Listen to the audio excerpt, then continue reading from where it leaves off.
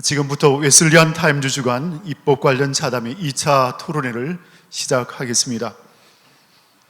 지난 10월 26일부터 27일 이틀간 하나 리조트 평창에서 이루어진 기독교 대한감리회 제34회 입법총회, 그 결국 수많은 법안들이, 개정안들이 통과가 되었습니다. 정말 혁신적이라 할 수 있는 개정안들이 통과가 되었는데, 이러한 입법안들이 앞으로 계속적으로 아름답게 진행되어지고 또 열매 맺기까지 우리 모든 감리교회 구성원들의 관심과 또한 노력이 필요하리라 생각을 합니다. 이제 오늘 두 번째 토론회를 시작하겠습니다. 두 번째 토론회는 선거법과 관련한 내용과 함께 은급법에 관한 내용을 토론하도록 하겠습니다. 자, 그러면 우리 패널로 참여하신 우리 네 분을 잠깐 소개하도록 하겠습니다. 제 오른쪽부터 해서 문영배 장로님부터 간단하게 자기소개를 좀 다시 한번 해주실까요? 네, 저는 충부연회 군자교회 문영배 장로입니다. 이 자리에 패널로 참석하게 돼서 대단히 영광스럽게 생각을 하고요. 그다음에 저는 장로회 전국연합회 장정연구특별위원장으로서 아마 초대가 된 것 같아서 제가 준비한 내용을 이 자리에서 잘 밝히도록 하겠습니다. 감사합니다. 네, 이상현 목사님 소개해 주시죠. 저는 감리교 사태가 일어났을 때는 제네바에 거주를 하고 있었기 때문에 직접적으로는 경험이 없었습니다. 그러나 귀국한 13년 이후에는 기독교 대한감리회 안에서 이 재판 관계 당사자들을 주로 만나서 활동을 했고, 바른선거협을 조직해서 공명선거운동을 했습니다. 그래서 지금은 미래정책연구라는 막연하지만 아주 구체적인 이런 재난과 또 미중유 대인구 절벽 시대에 교회의 생존과 선교를 위해서 할 수 있는 정책은 무엇이고 어떤 부분을 살려야 되느냐 하는데 깊이 고민하고 연구하고 있습니다. 감사합니다. 네, 문병하 목사님, 네, 인사해 주시죠. 저는 중앙연회 양주지방 덕정교회 문병하 목사. 감리교 사태가 일어났을 때 장정수위원회를 통해서 감리교를 바로 세우기 위한 활동을 했고, 그 이외에 개혁특별위원회도 들어가서 감리교의 변화에 어떻게 대응할 것인가에 대한 고민도 했고, 또 입법회의도 지금 세 번째 참여한 입법회의인데, 그런 입장에서 정말 감리회가 새로운 시대를 맞이해서 새로운 시대에 맞는 옷을 만들어야 되지 않냐는 그런 고민을 갖고 나왔습니다. 송모 목사님 인사해 주시기 바랍니다. 저는 중앙연회 성남지방 세소만교회 성모 목사입니다. 네, 이번 선거법 통과는 다소 충격적이지 않나 싶습니다. 우선 가장 눈에 띄는 것은 선거권자의 확대입니다. 찬성 212, 반대 164, 기권 1로 통과된 이 법의 의미에 대해서 먼저 이야기를 나누고 싶고요. 예비 후보제와 함께 토론회를 확대한 선거법에 관련해 이에 대한 총평과 또 어떤 문제점들이 야기될 수 있는지, 우리가 또한 여명하는 금권 선거를 방지하고 좋은 리더십을 뽑아낼 수 있는 그런 선거법이 될 수 있을까 함께 말씀을 나누도록 하겠습니다. 먼저 문영배 장로님부터 해서 말씀해 주시기 바랍니다. 선거권 확대는 충격적이라고 지금 표현을 목사님 하셨는데요. 이게 선거라고 하는 거는 국민의 의무입니다. 그래서 20세였던 것을 지금 이제 18세로 선거권을 이제 내렸고요. 그다음에 지금 우리가 선거를 못하는 사람은 형집행 중인 자, 외국에 교포까지 있고 허용을 하고 있는 거예요. 근데 그동안 우리 감리교의 이 선거권은 뭐냐면 지방에서 한두 명의 소수의 특권입니다. 목사님, 그렇죠? 특권이었어요. 결국 그게 뭐냐면, 죄송합니다만 결국 어떤 선거에 대한 금전하고도 오해받을 수 있는 게 특권을 하는 거예요. 그리고 내가 선거할 수 있는 권한이 굉장히 권위를 갖고 있어요. 사실 이게 선거는요, 바람이고 그 사람들의 어떤 생각을 듣는 게 선거거든요. 표로 당선하기 이전에 저 사람들의 바람은 어떤 것인가라고 하는 의향을 묻는 게 선거로 평가하는 겁니다. 그래서 저는 더 확대해야 된다고 생각을 해요. 그래서 아까 지방에서 감리사를 뽑자고 하는데 뭐 동수 개념을 자꾸 내세워서 뭐 평신도가 너무 많다 얘기하는 건데 그건 어쩔 수 없는 거예요. 왜? 지방에서 모든 안건을 다 처리하잖아요. 그 교회에서 나올 때도 목사님 한 분, 평신도 한 분 나와야 돼요. 지방에서도 그건 논리라면. 근데 회의를 하는데 무슨 뭐 동수가 어디 있어요? 감리사는 그냥 그 지방에서 덕망 있는 사람 선출하는 거예요. 물론 그 선거를 선출하는 과정에서 선거를 치르려다 보니까 이제 그 민낯이 드러나다 보니까 굳이 뭐 집사 뭐 성도까지 알아야 되느냐, 이건 별개 문제거든요. 그래서 그걸 막는 거예요. 이전 변화해야 돼요. 변해서 더 확대해서 아예 다니면서 뭐 읍소하고 그런 시대가 없이 그냥 비대면으로 해서 내 정책을 설명하고, 그렇게 완전히 아주 지방까지 그냥 완전히 터놔서 뭐 동수 개념 안 맞으면 어때요? 그러니까 지금 뭐 우리가 지난번에 보니까 한 10,000명 뭐 조금 되는데 더 해서 뭐 전자투표를 하든지 뭐 인터넷으로 어떤 프로그램 설치해서 하든지 해서 이게 개혁이라고 봅니다. 저는 이거는 지금 미흡한 법이에요. 더 충격을 가해서 그 교인들 집사의 의향도 듣고, 한 가지 더 말씀을 드릴게요. 제가 장로회 장정 연구를 하면서 장계원한테 부탁하는 게 있어요. 장로님들 여기 오신 건 장로로서 온 게 아니다. 평신도의 각 부분을 대변할 수 있는 사람들이 와 있지 꼭 장로의 입장만 대변하면 안 된다. 제가 부탁을 합니다. 그래서 장계위 법안을 만들 때는 살펴서 해주셨으면 좋겠다. 이렇게 저는 주문을 했습니다. 이상입니다. 네, 우리 이상효 목사님 선거법과 관련해서 말씀을 또 이어주시죠.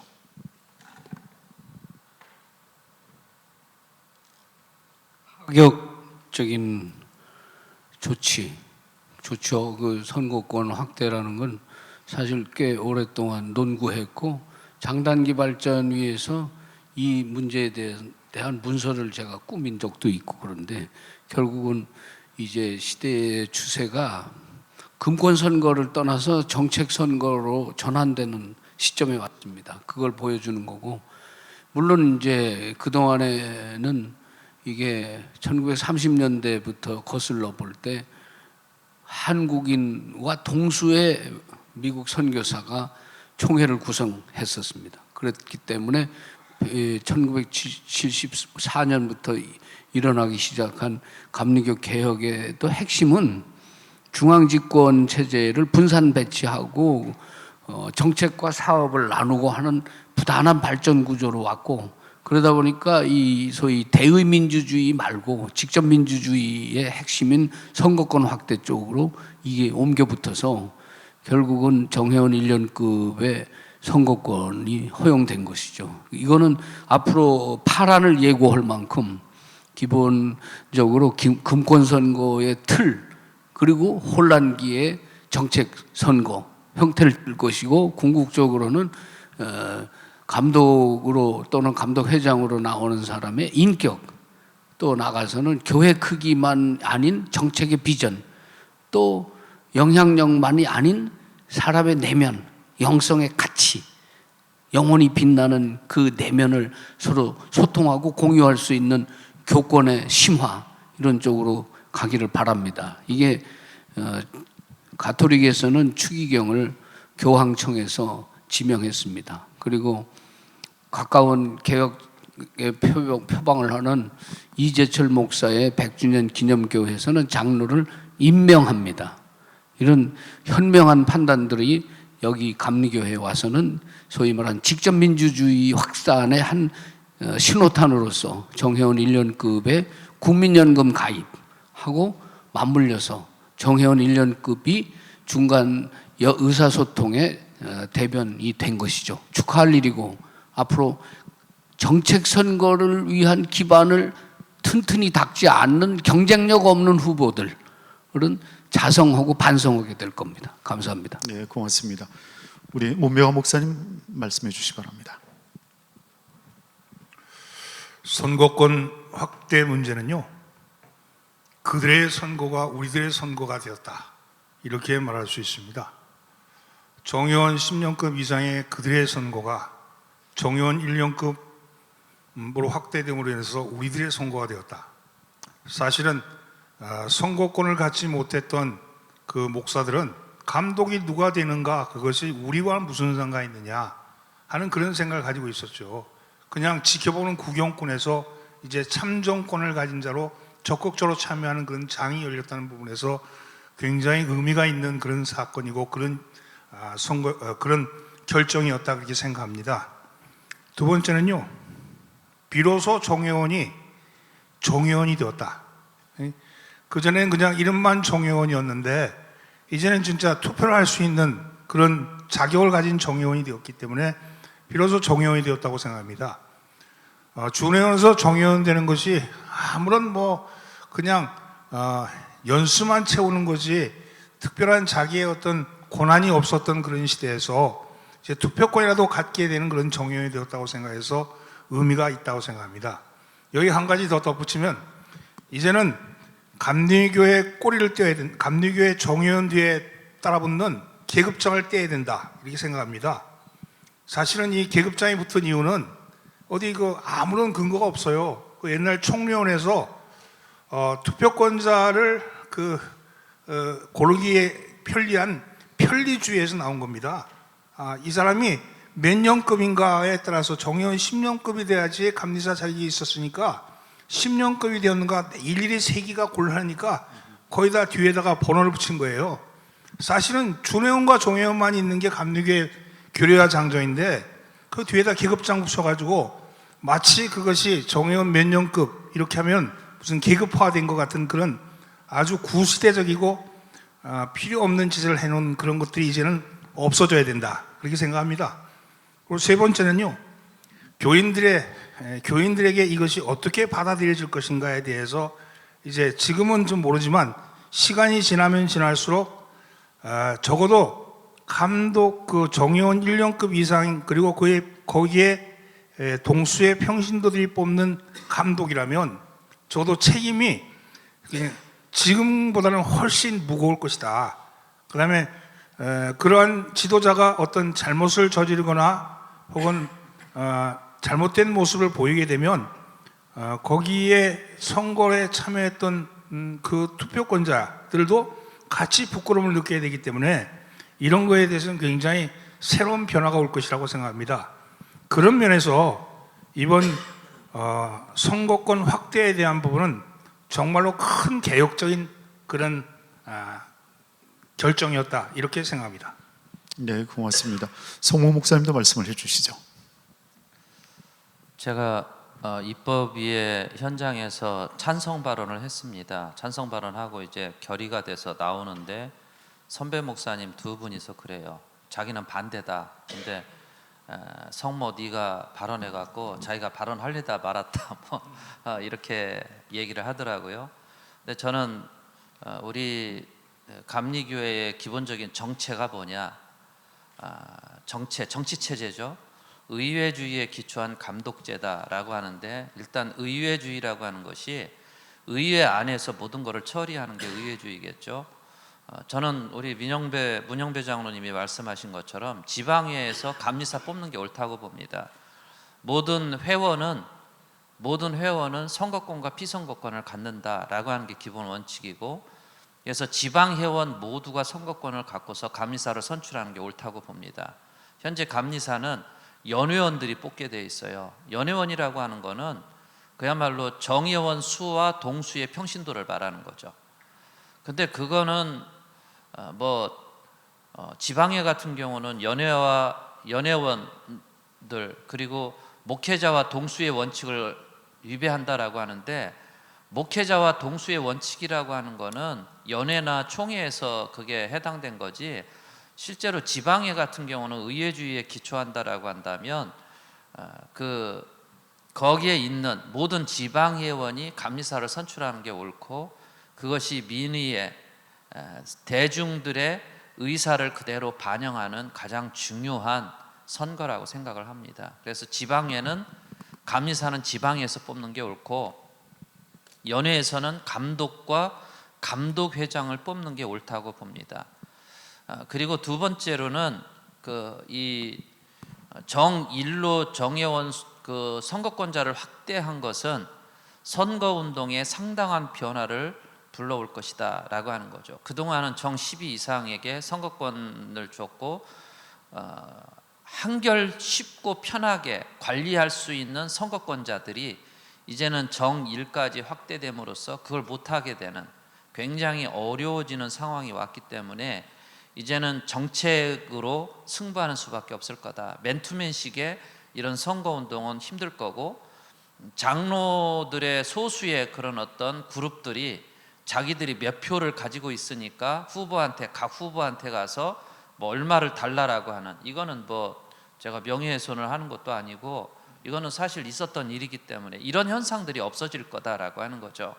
그래서 정 12 이상의 한 표나 정 1의 한 표나 동일한 수, 이게 민주주의에 가장 합당한 겁니다, 이게. 그래서 저는 뭐 정 1로 확대된 거는 정말 굉장히 잘한 그런 결의였다라고 생각을 합니다. 네, 귀한 말씀 감사합니다. 선거권의 확대는 아마 그동안 10여 년 이상 끌어왔던 감리교 사태의 어떤 전환을 알리는 그런 신호탄이 되었으면 하는 그런 기대도 가지고 있습니다.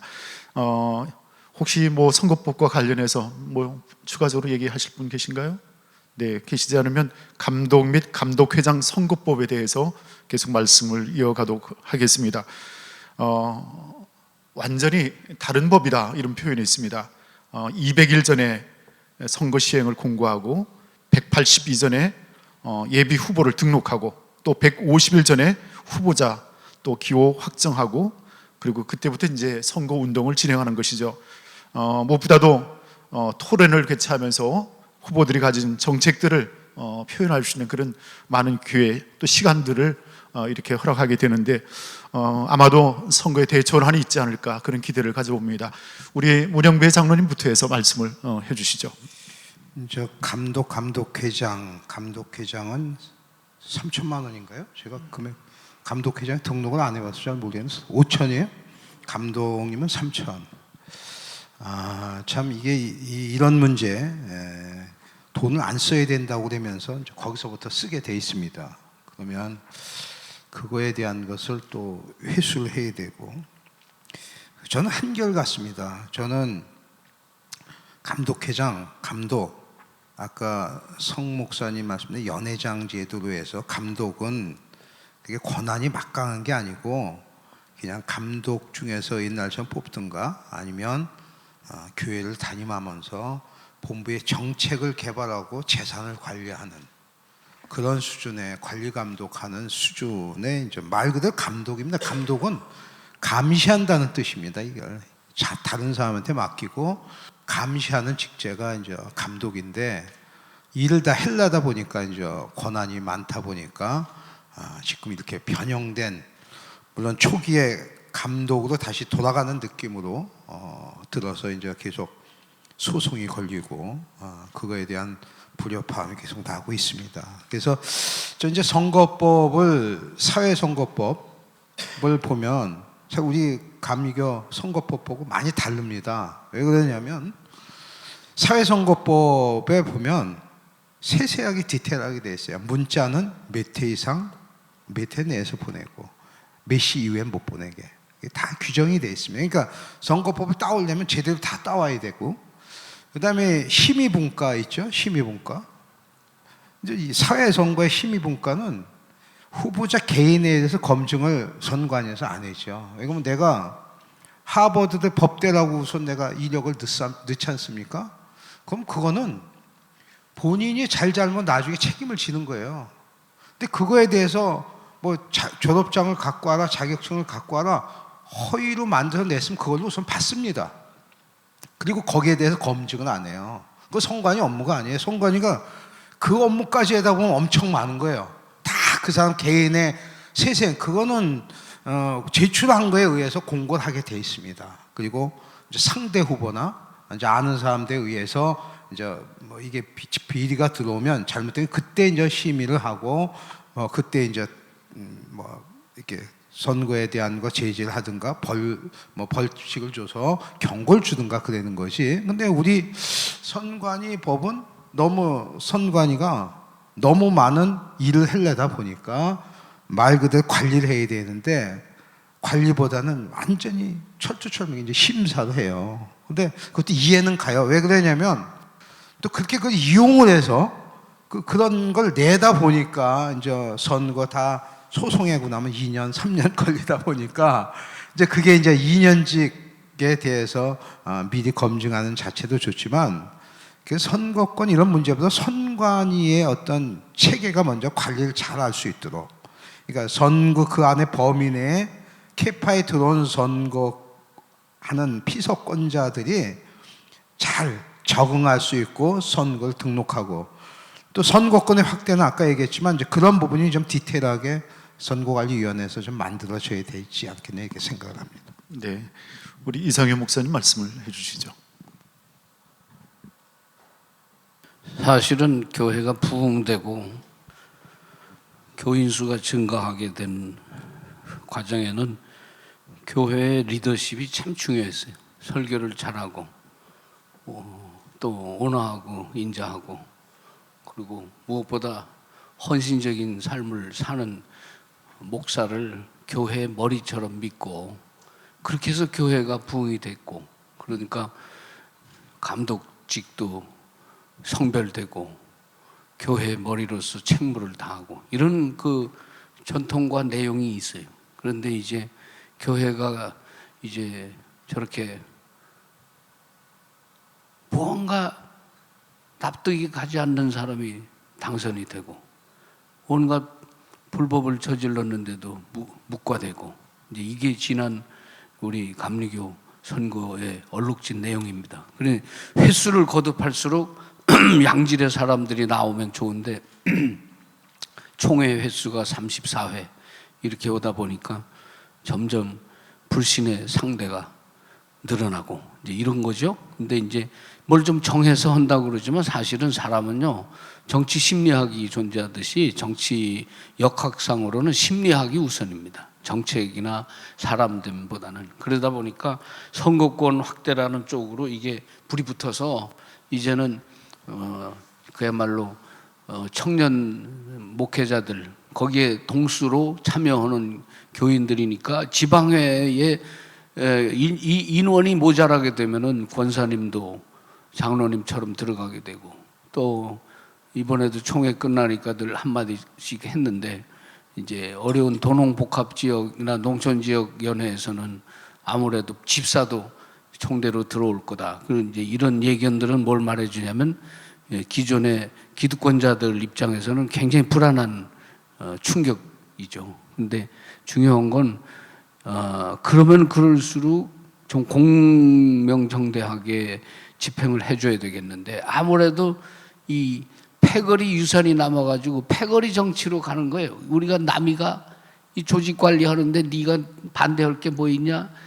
너도 해도 나도 해도 차이가 뭐가 있냐? 이제 이런 우리 내부의 이런 오래된 관습이 결국은 우리가 이런 공개 토론에다가 도마에 올려놓고 얘기를 하지 않으면 안 되게 됐습니다. 그러나 우리가 하나 기대할 것은 자라나는 이제 30대 초반의 목사 안수자가 요즘은 대학원을 나오기 때문에 바로 정회원으로 허입 들어오니까 그이들이 수혈된다는 건 굉장한 지각 변동이죠. 그러면 감독 후보로 나오거나 예비 후보로 이 5개월씩 시달릴 생각하면 나올 사람만 나오고 그 준비가 안 된 사람은 안 나오게 될 거예요. 그 선별이 우선 1차로 된다는데 이 법이 갖는 정교함이 있고, 그 대신 이제 우려하는 바대로 정치꾼들이 우려하는 바대로 5개월 동안 정강 정책을 설명하고 홍보하고 설득하려고 다니다 보면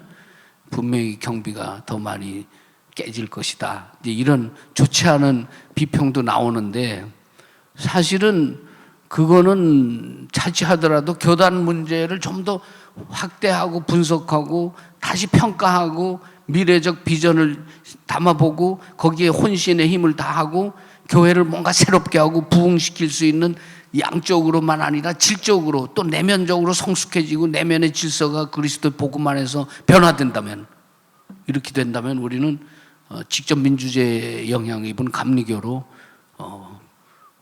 이전될 겁니다. 그래서 저는 이 정현 문제뿐만 아니라 늘 봤듯이 이 패거리 계보 정치를 그대로 끌고 가기에는 천국이 너무 멀어요.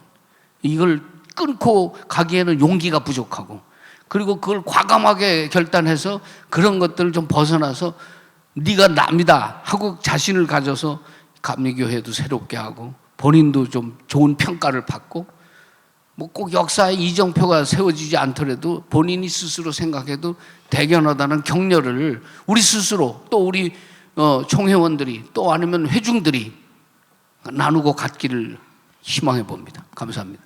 네, 고맙습니다. 우리 문병하 목사님께서 말씀을 해주시겠습니다. 이번 그 선거법은 상당히 그 새로운 것으로 와닿습니다. 200일, 180일, 150일 이렇게 되는데 도대체 예비 후보가 왜 예비 후보일까? 그냥 후보면 후보지. 난 그 언어부터가 좀 이렇게 이상하더라고요. 근데 뭐 이것을 후보 검증의 기간으로 삼겠다 그래서 그랬는지 모르겠지만 좀 이렇게 사회에서 쓰는 용어를 그냥 그대로 따서 베낀 거 아닌가 하는 생각이 들어서 이해가 좀 안 갔습니다. 저는 다르게 좀 이렇게 좀 접근해 보고 싶어요. 감리교의 가장 큰 문제가 뭐냐? 그게 이제 부정선거인데 소위 돈선거라 그러잖아요. 돈선거. 돈 뿌린다 이거죠. 그 다음에 아까 패거리주의, 그런 거를 과연 이 선거법을 바꿔서 막을 수 있겠냐? 저는 이게 막기 힘들다 생각이 듭니다. 예를 들면 처음에야 시행하기 처음에야 가능한지 모르겠지만 상당히 어렵지 않겠나 하는 그런 생각이 들고요. 차라리 이러면 어떻겠습니까? 돈을 쓸 만큼 써라. 조직을 구성할 만큼 구성해라. 돈 많이 써도 되고 조직 많이 만들어도 되고, 그래서 떨어지면 패가 망신하게끔 그렇게 만들어 놓으면 다시는 선거 안 나오지 않겠습니까? 이게 지금 내가 역설적으로 얘기하지만 지금 음성적으로 돈을 쓰고 음성적으로 돈을 적게 써가지고 떨어졌다 이렇게 얘기하는 사람들도 있는데, 그러면 쓸 만큼 다 쓰게 하고, 그래서 돈 쓸 만큼 다 쓰는 돈 선거로 만들고 조직은 조직대로 다 돌리게 하고, 그렇게 하면 하긴 그 선거에서 떨어지면 다시는 일어나지 못하지 않겠어요? 그러면 감리교 감독 나갈 사람이 없을 테니까 그때 가면 좀 깨끗한 사람이 들어갈 수 있지 않겠나는 그런 생각을 해봤습니다. 저는 이번 선거법원에 보완할 부분이 굉장히 많다고 생각합니다. 먼저 평신도대까지 확대된 그 선거권자들에게 정회원과 정회원 연령급과 평신도들에게 확대된 선거권자들에게 어떻게 홍보할 것인가 하는 방법론인 부분에 그 과제를 안고 있습니다. 그냥 시간만 정해놨지 그걸 어떤 방식으로 풀 것인가에 대한 세부적인 것은 정리가 되지 않은 것 같아요. 그리고 당장 연회 통합과 이제 연회 통합이 곧 다가오지 않습니까?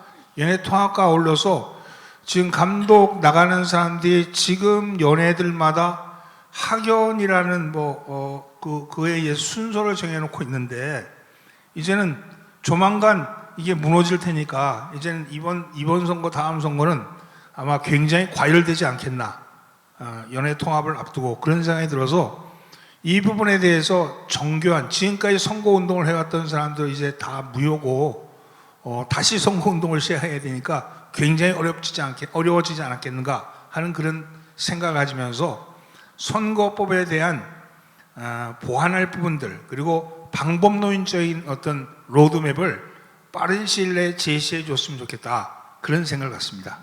네, 고맙습니다. 우리 송모 목사님도 이 선거법과 관련한 말씀을 좀 이어주시죠. 일단 선거법이 상당한 그 개정이 이루어졌다라고 하는 건 분명하고요.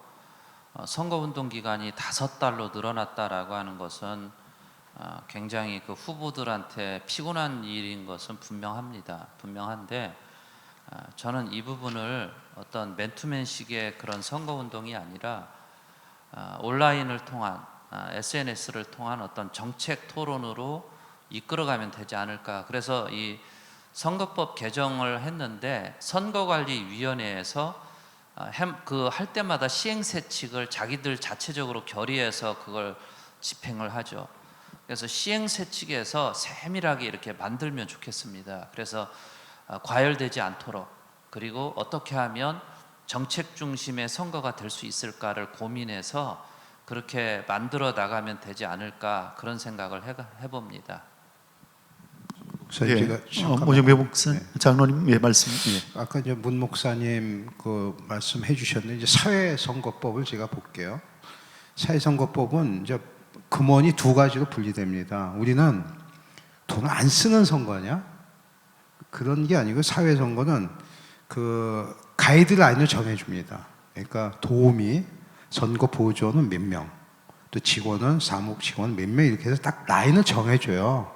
그건 이제 합법적인 선거 비용입니다. 그거는 보전도 나중에 되죠. 그래서 우리 감리교에서도 아예 돈을 덜 쓴 사람이 많이 쓰는 사람보다 많이 썼다고 그러지 말고 아예 그 돈 안 줘도 사회는 안 돼요. 주게 돼 있습니다. 그거를.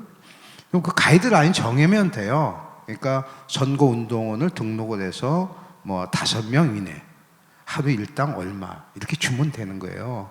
그 이상 쓰는 건 이제 불법이죠. 그래서 이제 우리가 우려하는 거는 표를 얻기 위해서 봉투에 넣어서 주는 거, 그건 불법이고요. 그 기본 가이드라인을 정해준 한도 내에서 선거 보조원을 써서 그분한테 지급되는 비용. 그러니까 일반 사회선거에서는 밥 먹는 거 못 먹죠. 다만 차 대접하는 건 됩니다.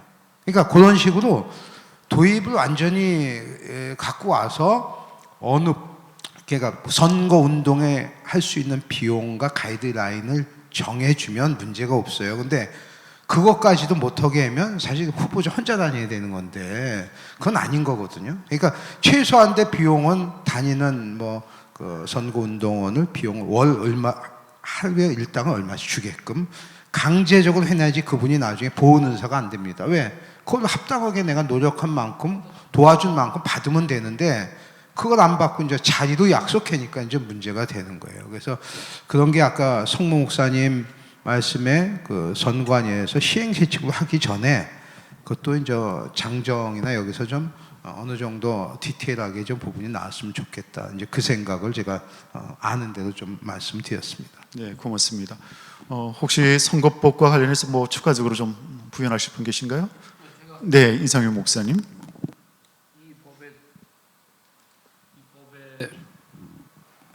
이 법에 대해서 기존에 기존층에서 반대하는 거는 그 예비 후보 기간이 너무 길다는 거예요.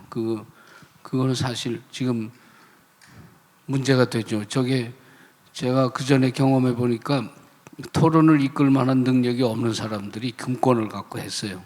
그러다 보니까 이제 토론에 능숙한 사람이 후보자 되는 일보다는 조직을 업고서 들어오는 후보자가 늘 교권을 쟁취했기 때문에 이제 이런 그 큰 격변의 상황에 들어왔을 때 이제 후보로 나설 사람이 5개월씩 지방별로 또는 단체별로 이제 접촉이 들어가게 되면 돈 쓰는 방법이 달라져야 되죠. 그럴 거고 또 하나는 이제 감리교회를 깊이 생각하지 않고서 나온 사람은 없어요. 그러나 이제 쉽게 말하면 아날로그식으로 두루뭉술이로 부흥하고 성장하기 위해서는 기도해야 됩니다 하는 단순 방식 처방은 지금은 어렵게 생겼고 비대면 상황까지 와서 이제 기후 변화라는 대격변의 나날들을 지금 고단하게 살아야 되는 현대 인류들에게는 또 교회들은 사실은 기존의 모든 대면 목회 활동 자체도 이제 거의 기대할 수 없는 수준이 됐고, 그러니까 결국 교회는 제가 보건대는 두 가지로 갈랐을 거예요. 압도적으로 선도되는 이 정보혁명 기기를 이용해서 애플리케이션으로 모바일을 뚫듯이 페이스북 다음에 나온다는 메타버스를 가지고서 프로그램 메시지를 전달하는 이런 쪽으로 진화하게 된다면은 교회 안에서 일어나고 있던 기존의 이런 인맥 관리나 영성을 바탕으로 한 그런 교회 크기로 감독을 다투질 않게 될 거고, 좀 더 기발나고 창의적인 프로그램을 갖고서 메시지를 갖고 있는 사람들이 감리교회를 대표하게 되는 날이 오지 않겠나, 그렇게 낙관을 하는 거죠. 그리고 또 하나는 이제 그 구상을 자꾸 하고 공부를 자꾸 하다 보면은 탐구심에 의해서 책임적인 이 목양자가 감독이 되고 교회 머리가 될 가능성은 높아요. 지금도 3년 뒤에 나올 후보들은 대형 교회를 일군 사람들입니다. 이 사람들도 지금 이번 입법총회를 치르면서 얼굴들을 보니까 근심이 가득해. 그러고 나서 아이들 소풍 가듯이 지금 워싱턴 DC에 들어가서 웨슬리 신학교 교정에서 13명이 앉아 사진 찍은 걸 보니까 꼭 들떠서 들어간 애들처럼 무슨 집단 수학여행 가듯이 가 있더라고. 그러니까 들어오면 저기 풍파가 심할 텐데 생각하면 걱정도 되고요. 그러니까 우리가 여기서 앞서서 걱정할 건 없는데, 이제부터 3년 뒤에 올 4년 감독회장과 이제 1년 남도 안 남은 연예 감독들은 공부 좀 해야 될 거예요. 그리고 매체에서 나오는 이런 각종 다양한 정보를 흡수하고 통합할 수 있는 자기 판단력이 생겨야 될 거예요. 그러지 않고는 그저 땅 많이 사갖고 돈 더 쟁여놓은 사람이 감독이 됐다. 지금까지 그렇게 됐잖아요. 그러니까 그런 것들이 아마 아무래도 멸종당하기를 나는 바라고 또 기대를 합니다. 그래서 더 추가하자고 하는 얘기 핵심은 이거예요. 진짜 감리교 걱정했나? 복음의 핵심에 자신이 몸담고 있나? 그리고 그것에 깨우침이 있으면 예수 그리스도 때문에 자신이 구속된 것처럼 자신도 죽을 수 있나? 그게 아니고 이권이나 의전에 모든 걸 걸고서 돌아다니는 촌놈으로 살다가 천당을 못 갈 건가? 여기까지입니다. 감사합니다. 네, 정말 선거법의 변화가 감리교의 미래를 새롭게 하는 좋은 계기가 됐으면 좋겠습니다. 이어서 응급법에 관한 내용들을 함께 말씀을 나누겠습니다. 본부와 응급의 재정이 심각한 가운데 있다는 말씀을 들었습니다. 그래서 응급 고정급이 한때 60여만 원 정도까지 내려가는 상황까지도 얘기는 하였고, 그러나 결정되기는 고정급이 80만 원이 이렇게 결정이 되었습니다. 무엇보다도 2027년이나 또 2028년쯤 되면 우리 응급기금이 전부 고갈된다는 그런 예견들이 있습니다. 이러한 상황을 염두에 두고서 이번에 제정한 응급법, 또 앞으로 향후 어떻게 이렇게 응급법이 좀 더 발전적으로 관리되어야 할지에 대한 그런 기대를 함께 나눴으면 좋겠습니다.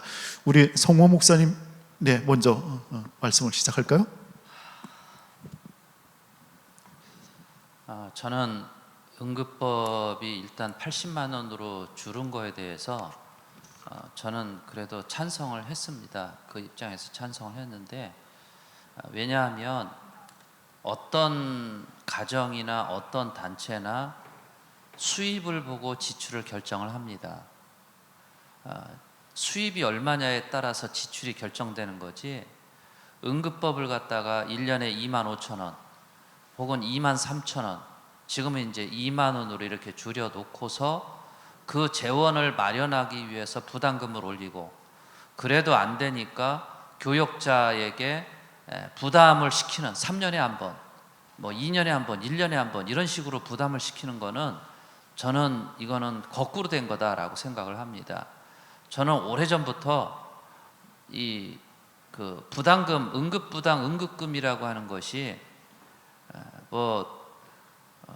과거에 가장 많이 올렸을 때가 이제 김선도, 김홍도 감독회장 때인데, 그때는 어떤 대형교회의 어떤 자신감 이런 것 때문에 그렇게 했을 수도 있습니다.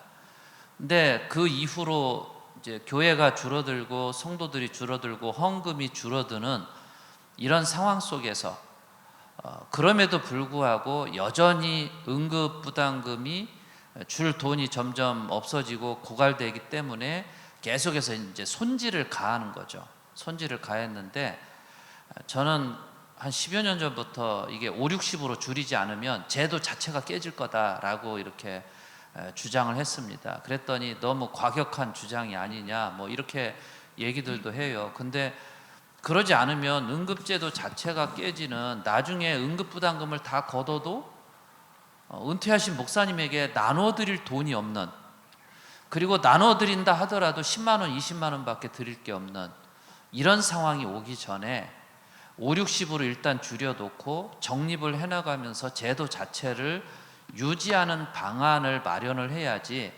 당장 줄인다라고 해서 반대하는 거, 이거는 문제가 있다고 보고요.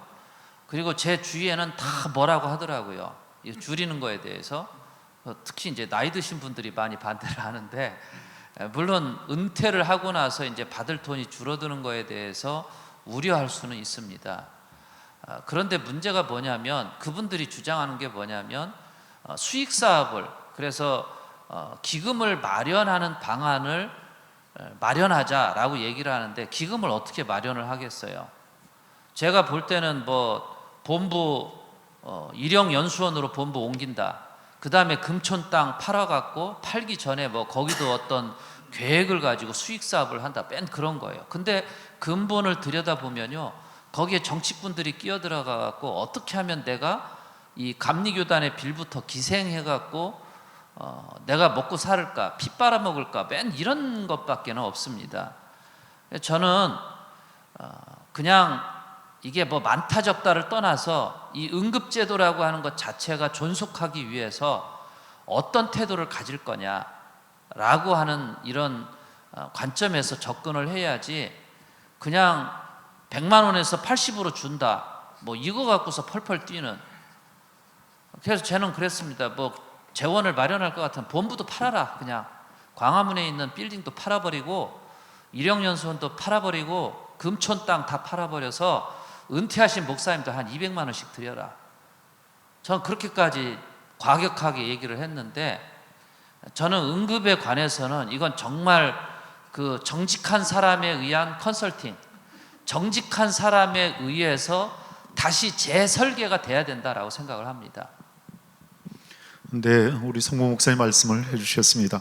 은급법에 있어서 이게 고정급이 80만 원으로 이렇게 결정이 되고, 또 한 가지 좀 보완적인 그 법이 국민연금에 의무적으로 가입하도록 이렇게 이번에 결정이 됐습니다. 그것까지 포함해서 우리 문병환 목사님 계속 말씀 이어가겠습니다.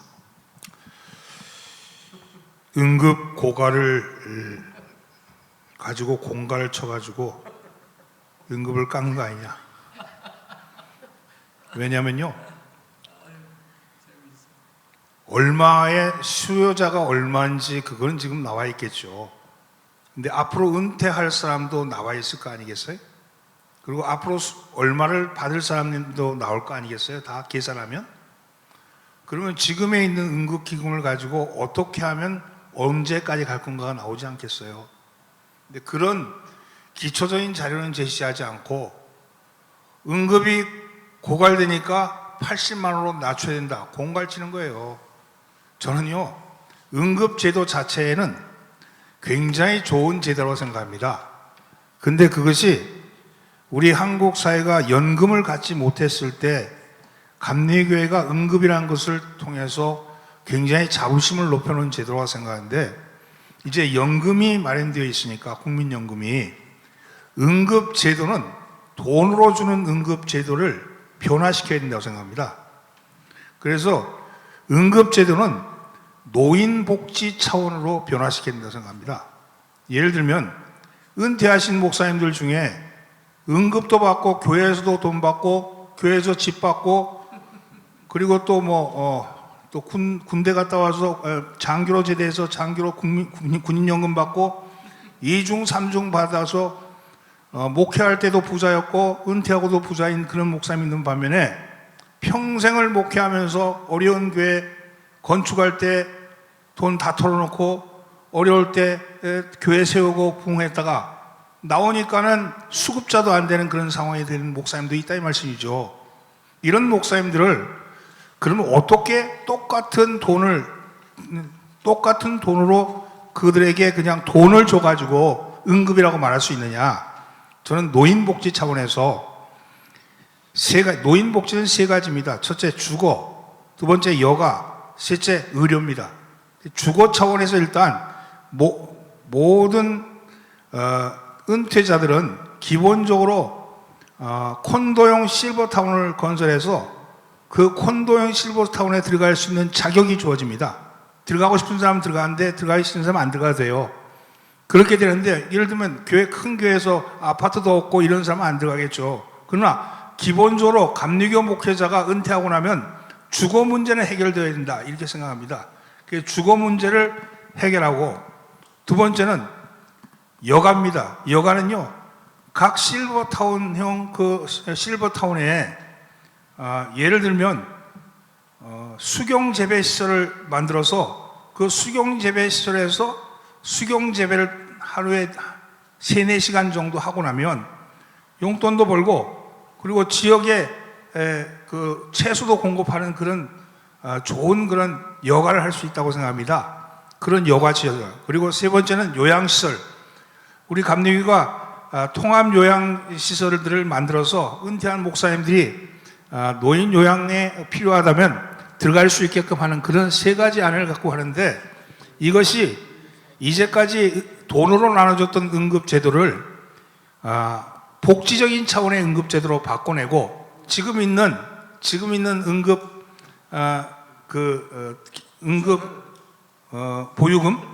보유금은 n분의 1로 해가지고 전부 다 나눠줘 버립니다. 그렇게 해서 응급제도를 털어야 된다고 생각합니다. 그렇게 안 하면 끊임없이 응급 문제는 우리의 뒤통수를 잡을 것이고 돈이 적네 많니 이런 얘기를 가지고 싸울 겁니다. 그러니까 저는 응급제도 자체를 변화시켜야 된다고 생각해서 이번 안은 제가 미흡하다. 단지 돈만을 가지고 다시 계속 끌고 가는 마치 산소호흡기를 꽂아놓은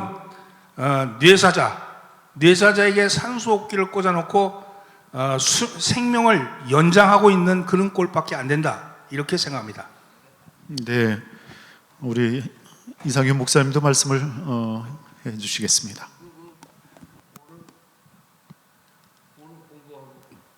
공부하고 가는 기회로 감사합니다. 그 노인복지가 사실 응급의 중요한 정책적 전환점이 될 거라고 기대하고요. 또 하나가 이제 100세 시대를 사는 목사들의 은퇴가 법적으로는 70세지만 현실적으로는 꽉 차게 사시면은 지금 현재 90도 사시고 100세도 넘기신 분도 계시고 이제 이런데 이거는 일률적으로 자꾸 사람들이 인위적 조작을 해서 그렇지 그 장수하는 사람들의 비결이 있어요. 즐겁게 살고 행복한 생각을 갖고 남을 돕고 그래요.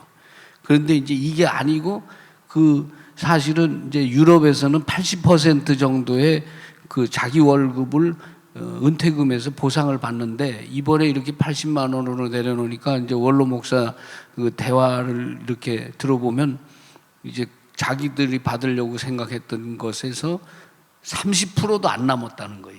이제 그렇게 절박한 상황으로 내몰렸는데 사실은 저는 거기에 대해서는 음모론을 갖고 있어요. 그러니까 연기금 고갈이라는 것 가지고 2003년부터 2007년 사이에 조작질을 했어요. 그것도 나하고 가까운 사람들이 했어요, 그걸. 그랬는데 또 한 번 이제 이 연기금 고갈이라는 걸 띄워라. 지난 1월에 내가 역사 바로 세우기 때문에 원주제일교회 가서 앉아서 발제를 이렇게 했는데 거기서도 그저 틈만 나면은 연기금 고갈이 됐다 하고 네가 얘기해. 그 사람이 끝까지 말을 못했어요. 실력이 없어가지고. 그랬는데 핵심으로 얘기하면은 7년 전 그 응급기금의 총액이 370억이었다가 지금 642억으로 올라갔어요.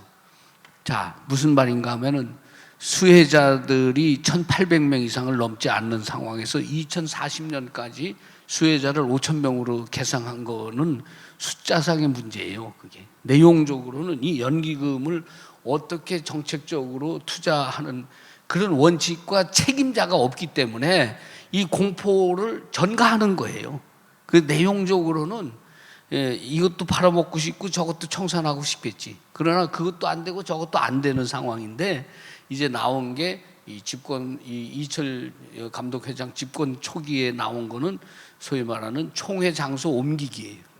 그게 이제 1차 후보가 사실 일영이고 2차 후보가 인우 학사입니다. 인우 학사 지금 개수 중에 있는데 잘 보세요. 그래서 그 전보다는 이런 여유가 생겼어요. 그 전에 3명의 감독회장들이 법원의 판단에 의해서 선거 무효, 당선 무효를 당해서 그 자리에서 쫓겨났는데 이번에는 이런 의회를 이렇게 원만하게 수습하고 나오니까 이제부터는 이게 먹이 사냥으로 넘어가게 되는 거예요.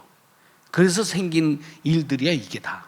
걷어채이는 건 먼저 치는 건데 사실은 이 평가가 인색해서 칭찬만 하다 보니까 평가를 박하고 실력 있게 전문적으로 해야 돼 이거는. 그건 뭐냐? 안정적 기조는 의회가 2년간 담보를 하기 때문에 이 2년 동안에 얼마나 진탕 보는 대로 감리교 돈을 갖고 집행을 헐런지 그게 암담한 거예요 이게. 이게 제일 큰 문제고 또 하나는 이제 학연으로 비롯됐던 패거리는 이제는 조직화되면서 다음 차기 감독회장을 물색을 해서 그 전쟁을 일으켜갖고 이 전쟁을 호도하는 겁니다. 마치도 방역 사업을 가지고 꾸준히 정권 안보를 구축했던 것과 똑같은 방식으로 이 호재를 가지고서 이렇게 하기 때문에 가짜 뉴스도 나오게 되고 가짜 선동가도 나오게 되고 교단 안도 이게 무게가 깊어지다 보니까 396억이나 되는 예산 집행을 한 결과 보고를 했듯이 감사 기능 가지고는 도저히 이걸 처리할 수도 없고 정리할 수도 없어요. 7명, 8명이 이중으로 수령받은 돈을 개원하는 건 물론이지만 그 직을 사실은 직위 해제를 당해도 시원찮은데 해임을 하지 않았기 때문에 다 복직됐듯이 이거는 이제 와서는 이게 정치 아메바들이 생존하는 방식으로 교권은 점점 그 핵심은 녹아내립니다. 그래서 이런 토론도 사실은요 정보가 가짜뉴스 정보의 수준에 불과해요. 그럼 아무 말이나 다 하기 대회지 이게. 아무 말이나 다 하는 대회는 뭐 유튜브가 얼마든지 나와서 할 수 있어요. 그래서 제 결론은 은급이 아니라 연금 체제로 넘어갔던 장로교회 폐단이 있어요. 연기금을 강탈하고 배임하는 겁니다. 여기도 지금 그런 배임 사건이 1996년에 일어났어요. 그것 때문에 그 당시 당선자가 자기 교회에서 3억 7천을 물어주고 그 사람을 무죄 방면을 해주면서 이 기금이 늘기 시작한 겁니다. 저는 처음에 3,800만 원대부터 받던 사람이에요. 그래서 이게 647억이 됐다는 건 앞으로도 소위 말하는 인베스트먼트 폴리시를 확실하게 쥐어잡는 사람이 지도자가 되면 얼마든지 이 노인복지라는 차원에서 여가와 창의적인 능력과 은퇴 후에도 창의적인 100세의 삶을 살 수 있도록 교단이 프로그램도 제공하고 기회도 제공하고 재단도 만들어주고 이렇게 나갈 수 있는 공세적인 측면이 많이 있습니다. 이게 여기까지. 네, 고맙습니다. 깊은 관심에서 내용을 이렇게 잘 이렇게 말씀해 주셨습니다. 우리 문영배 장로님 말씀을 해주실까요? 저는 이제 언급에 대해서 우리 장로에서도 뭐 언급을 안 하고 제안을 안 했습니다. 다만 제가 기본적인 생각은 뭐 국민연금 같이 이제 사회 현상에 초고령 사회가 이제 되니까 이제 기금에 대해서 이제 불안한 부분도 있어서 잘 관리해야 되겠다 이제 그런 얘기 같은데요. 제가 뭐 저는 뭐 개인적으로 교회에서는 우리 담임 목사님 별도로 삼성생명에다 연금 그 보험을 들어드리고 있습니다. 연금 보험이죠. 이제 사회에서 이제 임금 피크제가 이제 57세 정도의 임금 피크제가 하는데 우리 교회도 어느 교회 부담금 얼마 이상은 사실 65세 정도에서 임금 피크제를 저는 교회도 해야 된다고 생각을 해요. 그러니까 그 비용을 임금 피크는 뭐 이제 줄이는 게 아니라 우리 목회비 올리는 거에 대해서 뭐 임금이라고 해서 뭐 좀 어폐가 있지만 목회비를 상승하는 부분에 대해서 65세부터는 동결은 해야 되겠다 이제 그런 생각이 들어서 그런 걸로 해서 그 나머지 기금은 나머지 교회 목회비는 이런 응급이나 이런 데도 좀 기술적으로 잘 활용했으면 좋겠다, 교회 내에서. 그래서 이번에 이제 장정 개정위원회에서 제가 임금 피크제 도입을 제안을 했다가요, 목사님들 반발이 너무 심할 것 같아요. 그래서 이제 그거는 임금 피크제는 어느 큰 교회를 이제 지칭한 건데, 앞으로 이제 연구 과제로 교회도 사회에서 55세, 57세부터 합니다. 그러니까. 네, 고맙습니다. 국민연금이 뭐 조금은 보완이 될 수 있을까라는 그런 기대도 한편 가지면서 이제 마지막으로 우리 성모 목사님 한 번 더 말씀. 예. 저기 그 입법위의 자료집을 보면요, 장계위원장 그 최원영 그 위원장이 이렇게 얘기를 했어요. 컨설팅을 받아본 결과 55만 원씩 20년 가면 끝난다. 그래서 60만 원씩 20년을 설계를 했다고 합니다. 그래서 60만 원씩 20년 뒤에는 어떻게 될 거냐? 고갈되는 거예요. 그럼 그 다음에는 어떻게 할 거냐? 21년째부터 대책이 없습니다. 그래서 뭐라고 얘기를 하냐면 응급을 위한 재산 기증 운동을 해달라.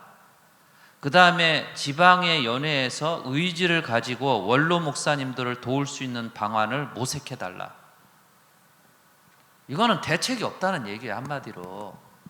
그러니까 지금 60만 원씩 20년 뒤면 끝나는 건데 이게 어떻게 공갈이 되고 이게 어떻게 모르는 얘기가 될 수 있냐. 이 컨설팅 받은 거 이거는 그래도 나름대로 모든 자료를 가지고 컨설팅을 받았을 텐데, 결과적으로 보면 여기 문병환 목사님이 얘기한 대로 현재의 응급 제도를 가지고는 대책이 안 된다는 거예요. 20년 후에는.